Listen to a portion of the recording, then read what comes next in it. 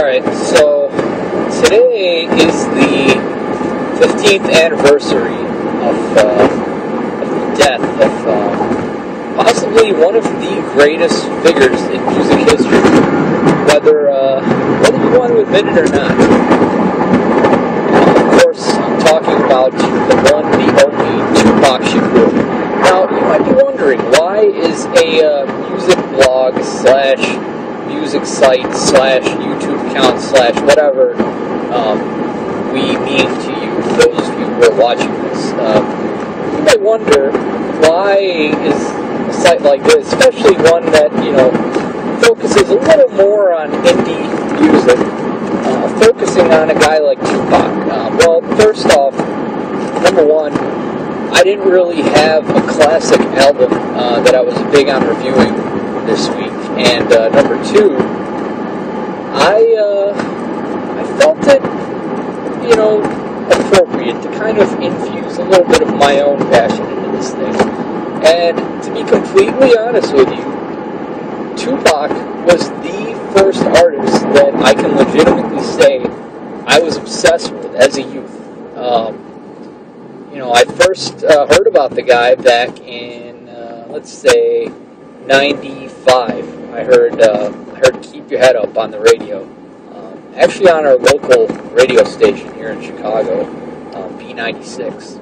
And at the time, I was not really into rap as much. I kind of was one of those kids who listened to the radio a lot, and I heard this song, and there was something about it. It was a little different than your standard, run-of-the-mill pop rap that had been sprouting up on the radio in those days. And I listened to it, liked it, and didn't think much about it. And then, the next year, I went to middle school, and my middle school was a little more urban, shall we say, than the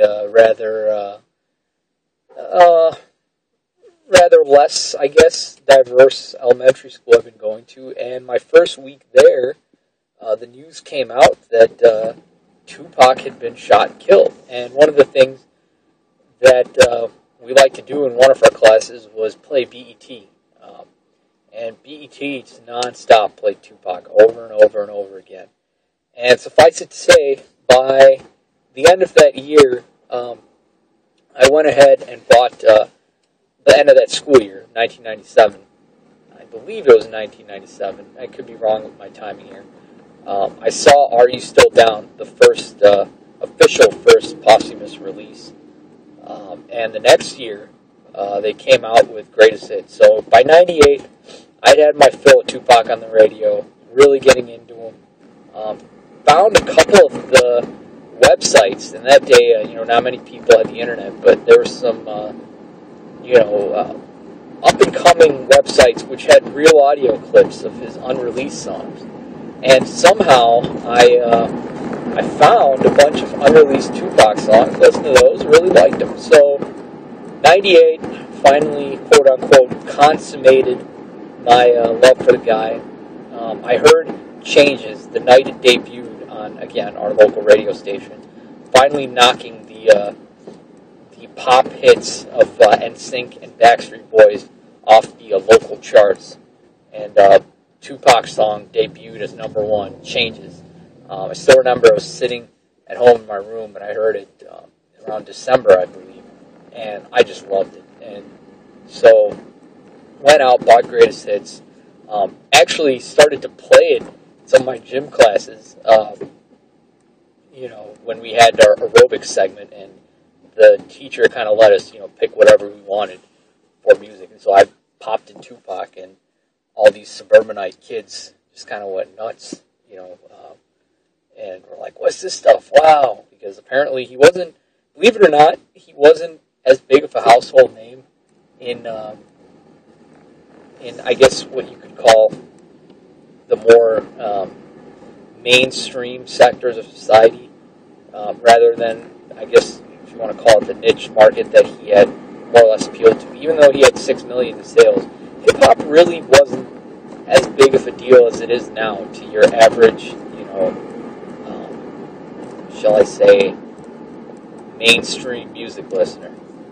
And so when I put this on, people loved it. People thought it was cool, but at the same time, I also got mocked by a friend of mine who said, "Oh man, that Tupac greatest hits, man, are you sure those aren't 2 blank discs?" And I was like, "Yeah, whatever." But suffice to say, after that, went ahead and bought every single posthumous album that I could find, and then I went off to college. And this was probably 4 or 5 years after the Greatest Hits album. College, I, for the first time in my life, had a high-speed internet connection. And I discovered that many of the posthumous songs that I've been bumping for years and years were not out the way that Tupac had originally intended them to be. Apparently, he had original beats with different guest stars, and this was something like a revelation to me. So I started listening to that, and it's unreal how much better this music sounds when you listen to it the way that the songs were originally recorded. And I've heard a lot of people who grew up, I guess, on the quote-unquote remixes say that, you got to get with the times, you guys are stuck in the past. And hey, I'll be the first to admit, I'm a huge nostalgia freak. I love the 90s. I'm always talking about all the good old days. People kind of get sick of me sometimes because I'm always talking about how much better the past was. But in this case, I'm telling you, it's like with Tupac's remixes that were made after his death, it's like they took the worst possible guest stars with the worst possible beats and just threw them on there. And, probably to save money more or less. I mean, that's no disrespect intended to Tupac's estate. But it's like, they did the worst possible job on this stuff. And so when you listen to the originals, even though they're relatively bare bones, I mean, you can really feel the intensity like you felt on his albums. I mean, it's the same kind of vibe. Some of them are fully fleshed, fully realized songs. And yet, because of politics or because of, they didn't want to sample a certain, song or whatever, it gets remixed and the guest stars get changed and it turns to utter crap. So, the posthumous releases were still fairly decent after I discovered the originals. But then in 2004, I want to say, they brought Eminem in and they released that, the Tupac documentary, Resurrection. And once they brought him in, it kind of just went downhill from there. I mean, after Resurrection, I'll be open and say I've not bought a single posthumous Tupac release. I've got my reasons, but basically 2004 was the last release I bought. Since then, I became a big self-confessed connoisseur of the unreleased Tupac scene. And I really enjoyed the opportunity getting to hear some of these songs way before, they popped up on YouTube. I'll confess, I knew a couple people who knew some people, and,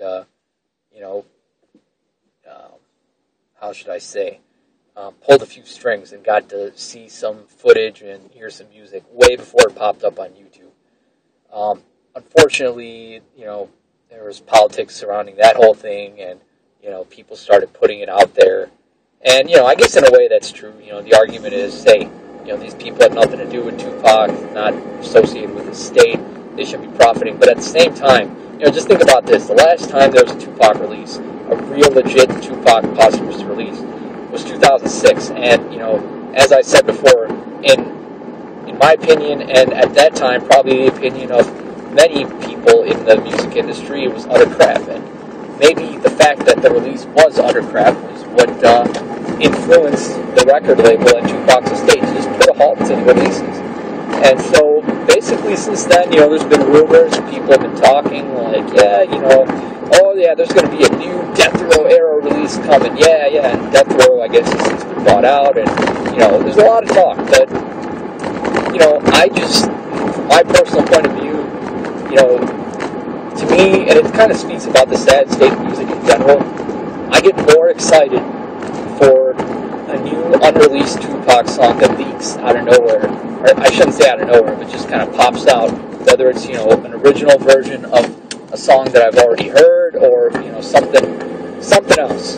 I get more excited for that than any new rap releases that I can honestly think of, like in the last 10 years or so. I mean, it doesn't do for me what you would think it should.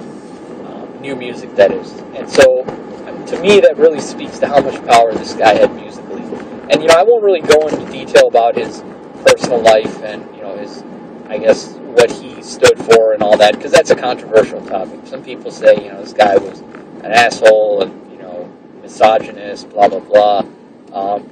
I have made the channel to kind of talk about music. I don't want to really get into him as a person because that's a whole nother conversation. But suffice to say, musically, Tupac was a big part for me growing up, and I probably wouldn't have gotten into the type of music that I'm into today if it wasn't for him. So, 15 years later, his death doesn't mean as much to me personally as it probably does to some people. And I have a little bit of personal thing, but I won't really get into that. But musically, I'd say Tupac is probably still as big a deal as he ever was, even if commercially he's almost become a non-factor. His influence is still readily apparent in the fact that rap really hasn't progressed forward since he died, in my honest and humble opinion. I haven't really seen anything revolutionary and new. To me, it's kind of funny how everybody jumped to the Kanye West release last year. The My Beautiful Dark Twisted Fantasy as an example of first really, really just amazing revolutionary music. But, I don't know, it seemed more overall and not really, every single factor was strong. Because that's what you kind of got with Tupac, where every single factor of the music was just strong. And I don't know if we'll ever see that again, I like Biggie a lot, and I know there's a lot of artists who come up in the tradition of Biggie where lyrically they're strong and they've got, wordplay, whatever, but, there's other things that go into rap. To me, it's about the content, what you were talking about, whether it, had any impact, meant something in terms of real world, and, for most rappers, you got one or two of those factors that always seem to be missing. So, I don't think we'll ever see another Tupac again. And I guess this video is just my way of saying, if you haven't checked out his music, even if you have never listened to rap, put your thoughts in the comments, and I'll respond with some suggestions. Because I think he's worth listening to, regardless of what kind of music you like. So, anyways, that's my little 13-minute rant in honor of Tupac, and hope you enjoyed it. And until next time, when we get back to our regularly scheduled programming, this has been Reviews, Not Ratings. Take it easy.